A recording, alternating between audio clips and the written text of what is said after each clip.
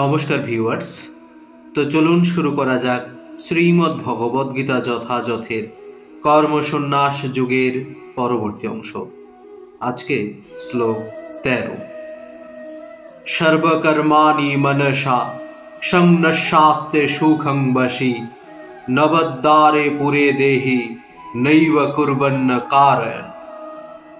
বাহ্যে সমস্ত কর্ম করেও সংযত হয়ে এবং মনের দ্বারা সমস্ত কর্ম ত্যাগ করে জীব নবোদ্বার বিশিষ্ট দেহরূপ নগরে পরম সুখে বাস করতে থাকেন। তিনি নিজে কিছুই করেন না এবং কাউকে দিয়েও কিছু করান না।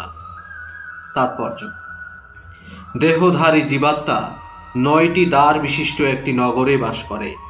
দেহরূপী নগরটির কার্য প্রকৃতির বিশেষ গুণের প্রভাবে আপনা থেকেই সাধিত হয়।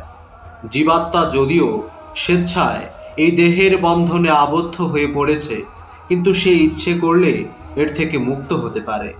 তার দিব্য স্বরূপের কথা ভুলে যাওয়ার ফলে সে তার জড় দেহটিকে তার স্বরূপ বলে মনে করে নানা রকম দুঃখ কষ্ট ভোগ করে। কৃষ্ণ ভাবনামৃতের প্রভাবে তার যথার্থ স্বরূপকে পুনরুজ্জীবিত করার ফলে সে তার দেহের বন্ধন থেকে মুক্ত হতে পারে। তাই জীব যখন কৃষ্ণ ভক্তে পরিণত হয় তখন তার দেহগত সমস্ত কর্ম থেকে সে মুক্ত হয়।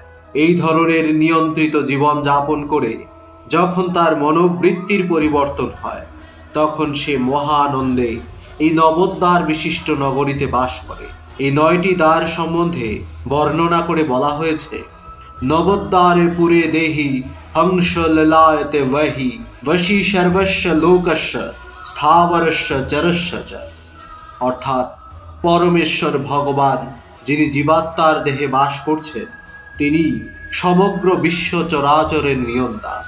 দেহটি 9টি দ্বার সমন্বিত: 2টি চোখ, 2টি নাসারন্ধ্র, 2টি কান, 1টি মুখ, উপস্থ ও পায়ু।